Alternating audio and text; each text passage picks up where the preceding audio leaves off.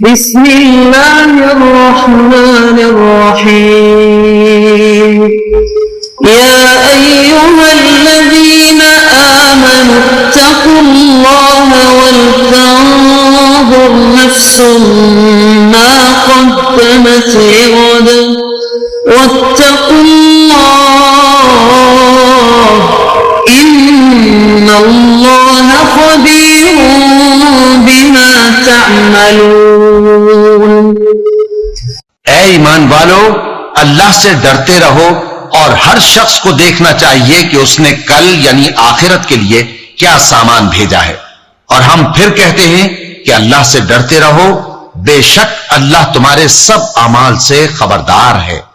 بسم اللہ الرحمن الرحیم، الحمد للہ رب العالمین، والصلاة والسلام على اشرف الانبیاء والمرسلین وعلى آلہ واصحابہ اجمعین ومن تبعہم بإحسان الى یوم الدین۔ قابل صد احترام حضرات شائقین و شائقات سچا پیغام، السلام علیکم ورحمۃ اللہ وبرکاتہ۔ آج کی محفل میراث النبی کے نورانی پروگرام میں آپ کا استقبال ہے۔ اہلا و سہلا مرحبا۔ ہم آپ تمام حضرات و مستورات کا خیر مقدم۔ محترم حضرات و خواتین، تعلیم کا آغاز ہو رہا ہے۔ سب سے پہلے آداب تعلیم کا لحاظ کرتے ہوئے تعلیم کی طرف متوجہ ہو جائیں۔ پورے دھیان سے سننا، عمل کی نیت سے سننا اور تبلیغ کی نیت سے سننا، یعنی سنی ہوئی باتیں دوسروں تک پہنچانے کے جذبے سے سننا۔ چند خاص آداب تعلیم ہیں، امید ہے کہ آپ حضرات ان آداب کا ضرور خیال رکھیں گے۔ جزاکم اللہ۔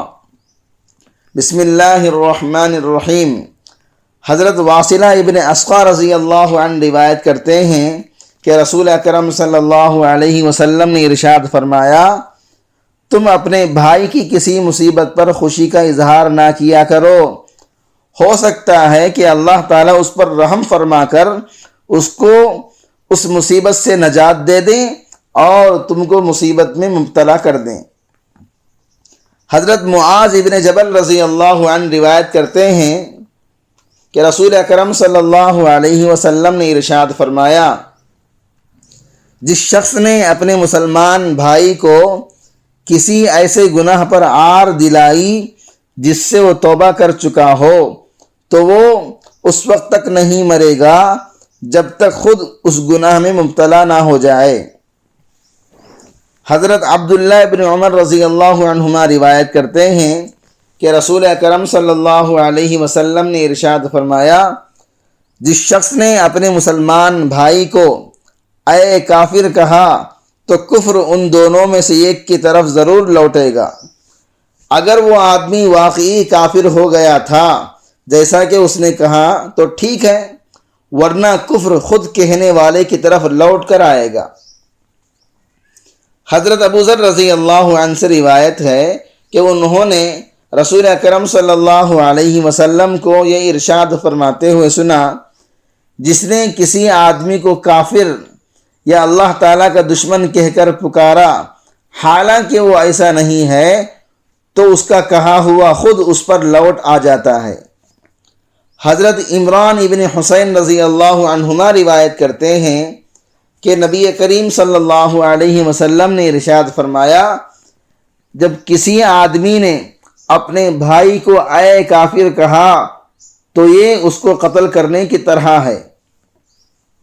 حضرت عبداللہ ابن مسعود رضی اللہ عنہ سے روایت ہے کہ نبی کریم صلی اللہ علیہ وسلم نے ارشاد فرمایا، مومن کے لیے مناسب نہیں کہ وہ لعنت ملامت کرنے والا ہو۔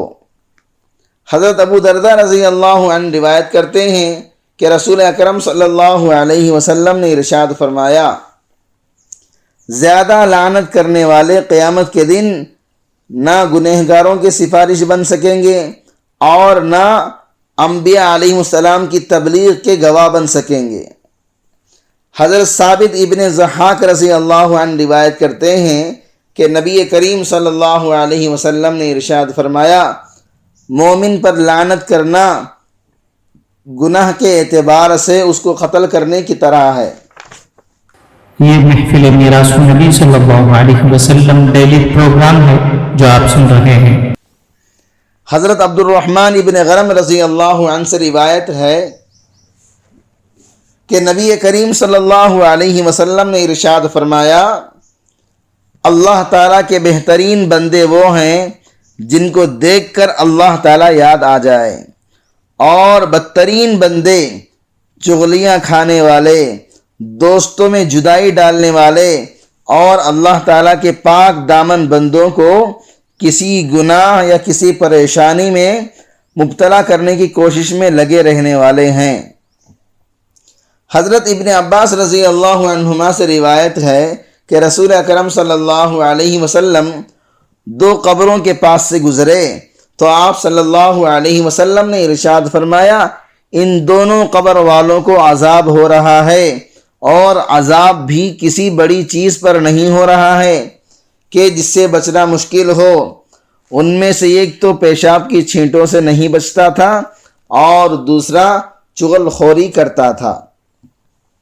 حضرت انس بن مالک رضی اللہ عنہ روایت کرتے ہیں کہ رسول اکرم صلی اللہ علیہ وسلم نے ارشاد فرمایا جب میں معراج پر گیا تو میرا گزر کچھ ایسے لوگوں پر ہوا جن کے ناخن تانبے کے تھے، جن سے وہ اپنے چہروں اور سینوں کو نوچ نوچ کر زخمی کر رہے تھے۔ میں نے جبریل علیہ السلام سے پوچھا کہ یہ کون لوگ ہیں؟ حضرت جبریل علیہ السلام نے بتلایا کہ یہ لوگ انسانوں کا گوشت کھایا کرتے تھے، یعنی ان کی غیبتیں کرتے تھے اور ان کی آبرو ریزی کیا کرتے تھے۔ حضرت جابر ابن عبداللہ رضی اللہ عنہما فرماتے ہیں کہ ہم نبی کریم صلی اللہ علیہ وسلم کے ساتھ تھے کہ ایک بدبو اٹھی۔ آپ صلی اللہ علیہ وسلم نے ارشاد فرمایا جانتے ہو یہ بدبو کس چیز کی ہے؟ یہ بدبو ان لوگوں کی ہے جو مسلمانوں کی غیبت کرتے ہیں۔ حضرت ابو سعد اور حضرت جابر ابن عبداللہ رضی اللہ عنہما روایت کرتے ہیں کہ نبی کریم صلی اللہ علیہ وسلم نے ارشاد فرمایا غیبت کرنا زنا سے زیادہ برا ہے۔ صحابہ نے عرض کیا اے اللہ کے نبی غیبت کرنا زنا سے زیادہ برا کیسے ہے؟ رسول اللہ صلی اللہ علیہ وسلم نے ارشاد فرمایا آدمی اگر زنا کر لیتا ہے پھر توبہ کر لیتا ہے تو اللہ تعالیٰ اس کی توبہ قبول فرما لیتے ہیں، مگر غیبت کرنے والے کو جب تک وہ آدمی معاف نہ کر دے جس کی اس نے غیبت کی ہے اس وقت تک اللہ تعالیٰ کی طرف سے اسے معاف نہیں کیا جاتا۔ اس دینی اور ایمانی بیان کو سننے کے دوران ہی اس کو لائک کر دیجئے اور شیئر بھی کر دیجئے تاکہ دوسرے بھی اس سے فائدہ اٹھا سکیں۔ اللہ آپ کو جزائے خیر عطا فرمائے۔ حضرت عائشہ صدیقہ رضی اللہ عنہا فرماتی ہیں کہ میں نے نبی کریم صلی اللہ علیہ وسلم سے کہا بس آپ کو تو صفیہ کا پستہ قد ہونا کافی ہے۔ آپ صلی اللہ علیہ وسلم نے ارشاد فرمایا تم نے ایسا جملہ کہا کہ اگر اس جملے کو سمندر میں ملا دیا جائے تو اس جملے کی کڑواہٹ سمندر کی نمکینی پر غالب آ جائے۔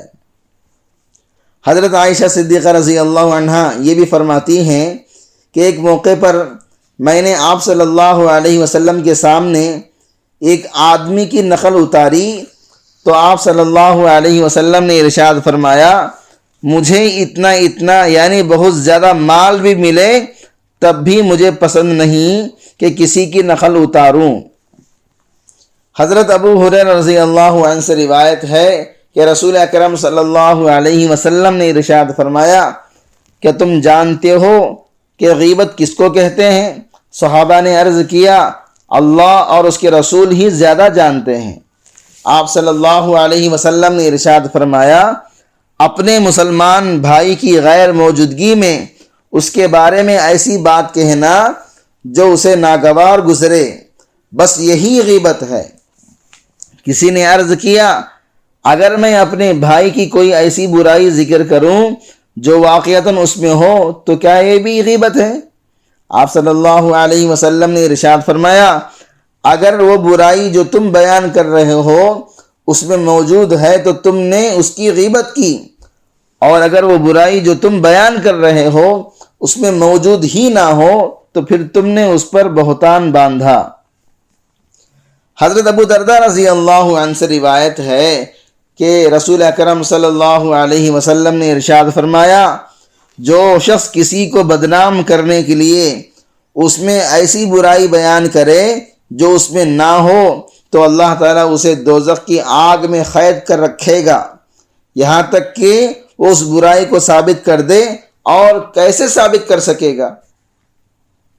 حضرت عقبہ ابن عامر رضی اللہ عنہ سے روایت ہے کہ رسول اکرم صلی اللہ علیہ وسلم نے ارشاد فرمایا، نسب کوئی ایسی چیز نہیں ہے جس کی وجہ سے تم کسی کو برا کہو اور عار دلاؤ، تم سب کے سب آدم کی اولاد ہو، تمہاری مثال اس سا یعنی پیمانے کی طرح ہے جس کو تم نے بھرا نہ ہو، یعنی کوئی بھی تم میں کامل نہیں ہے، ہر ایک میں کچھ نہ کچھ کمی ہے، کچھ نہ کچھ نقص ہے، تم میں سے کسی کو کسی پر فضیلت نہیں ہے، البتہ دین یا نیک عمل کی وجہ سے ایک دوسرے پر فضیلت ہے۔